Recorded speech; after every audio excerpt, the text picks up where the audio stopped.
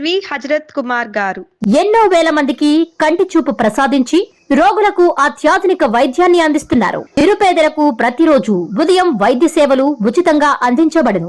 వెంటనే సంప్రదించండి. విజేత కంటి వైద్యశాల, కెనరా బ్యాంక్ పక్కన, బాబు ఐస్ క్రీమ్ ఎదురువీధి, బృందావనం, నెల్లూరు. అందరికీ నమస్కారం అండి. ఉదయగిరి పట్టణంలో యాదవ్ వీధిలో మనం ఈ రోజున పెన్షన్ డిస్ట్రిబ్యూషన్ కార్యక్రమంలో పాల్గొనడం జరుగుతోంది.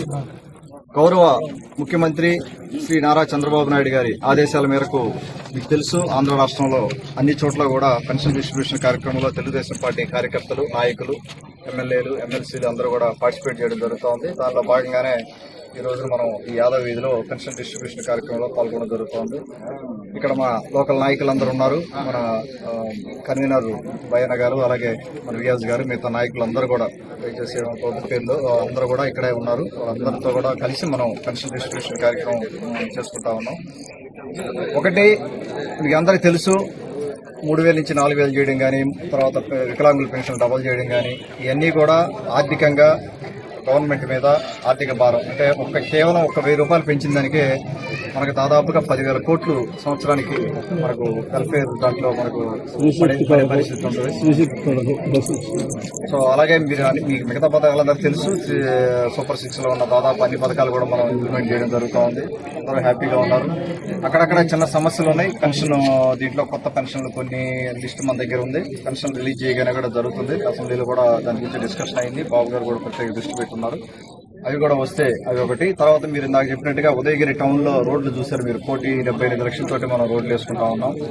మీరు ఎప్పుడైనా ఒకసారి ఉదయగిరి టౌన్ ప్రజలు కానీ, ఉదయగిరి మండల ప్రజలు కానీ ఒకసారి అబ్జర్వ్ చేస్తే, తెలుగుదేశం పార్టీ అధికారంలో ఉన్నప్పుడు తప్పితే ఇంకెప్పుడు కూడా ఈ అభివృద్ధి పనులు రోడ్డు వేయడం కానీ, లేకపోతే ఇంక ఇతరత్ర వాటర్ ప్లాంట్లు పెట్టుకోవడం కానీ, నీళ్ల గురించి మాట్లాడుకోవడం కానీ, ఇరిగేషన్ లో ₹1 ఖర్చు పెట్టడం కానీ, నీటి చెరువులు సంఘాలను పెట్టుకొని చెరువుల గురించి మాట్లాడుకోవడం కానీ, ఇవన్నీ ఎక్కడ వినపడి ఉండదు మీకు.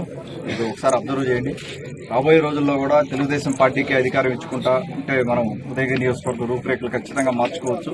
ఇండస్ట్రీస్ కూడా వస్తా ఉన్నాయి. ఒక్కొక్కటి మనం తెచ్చుకోగలుగుతా ఉన్నాం. ఇండస్ట్రీస్ అంత ఈజీ కాదు ఇండస్ట్రీ రావడం మెట్ట ప్రాంతానికి. ఒక ఇండస్ట్రీ కూడా వచ్చే అవకాశం ఉంది. మన గుంటూరులో దాదాపుగా ఫైనలైజ్ అవుతా ఉంది. అలాగే ఇంకా సిబిజీ కంప్రెస్డ్ బయోగ్యాస్ ప్లాంట్లు ఇండస్ట్రీస్ కూడా చాలా మందితో మాట్లాడడం జరుగుతుంది. ఒకటి ఆల్రెడీ కలిగిరిలో మనకు స్టార్ట్ అవబోతా ఉంది. మెల్లిగా అందరికీ ఉద్యోగాలు వచ్చి, మహిళలందరికీ ఉదయగిరి నియోజకవర్గంలో ప్రతి ఇంట్లో కూడా మహిళలకు ఉద్యోగం వచ్చి, కొంతమంది యూత్ కి ఉద్యోగాలు వస్తే ఖచ్చితంగా ఉదయగిరి నియోజకవర్గం అభివృద్ధి దిశగా ముందుకెళ్తుంది.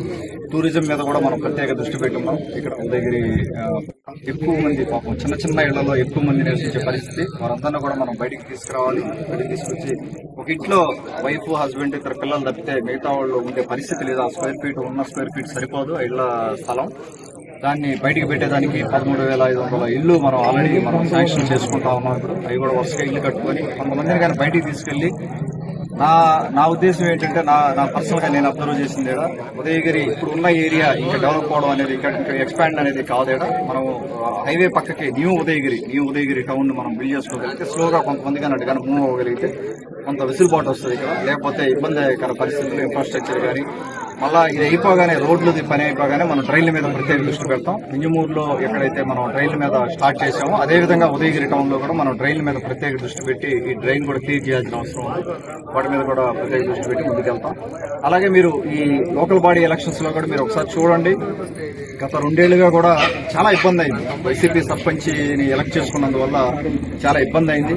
ఒకసారి మీరు ఆలోచన చేసుకోవాల్సిన అవసరం ఉంది. ఉదయగిరి టౌన్ ప్రజలు కూడా మన తెలుగుదేశం పార్టీ సర్పంచ్ ఉంటే రాబోయే 3 సంవత్సరాల్లో కూడా ఇంకా కూడా మనం డెవలప్మెంట్ కార్యక్రమాలు ఇంకా అనువుగా చేసుకునేందుకు అవకాశం ఉంది. 2 ఏళ్లలో నేనైతే నాకు తెలిసైతే ఏం డెవలప్మెంట్ జరిగింది, ఏం పనులు చేశారో నాకైతే ఏం కనపడటం లేదు.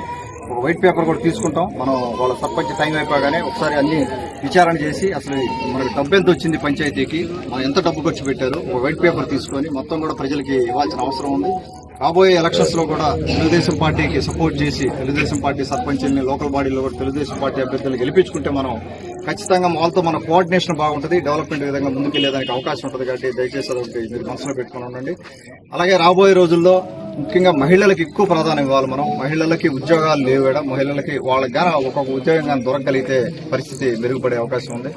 ఖచ్చితంగా ఈ 5 ఏళ్లలో ఉదయగిరి నియోజకవర్గ రూపురేఖలు కొంతవరకు మార్పు అయితే ఖచ్చితంగా రిజల్ట్స్ వస్తాయి. మనకు మీరు చూస్తారు, ఇంకా 3 ఏళ్లు ఉంది మనకి. ఇంకా ఈ విధంగా ఇక్కడికి వచ్చిన ప్రతి ఒక్క నాయకులకు కూడా అందరికీ కూడా ధన్యవాదాలు తెలుపుకుంటా ఉన్నాను. ఎండగా ఉంది, ఈ ఎండలో కూడా ఇంతమంది వచ్చి ఇక్కడ పార్టిసిపేట్ చేసిన పెన్షన్ కార్యక్రమంలో తెలుగుదేశం పార్టీ తరఫున, అలాగే బాబు గారి తరఫున, లోకేష్ గారి తరఫున, పవన్ కళ్యాణ్ గారి తరఫున అందరికీ కూడా ధన్యవాదాలు తెలుపుకుంటూ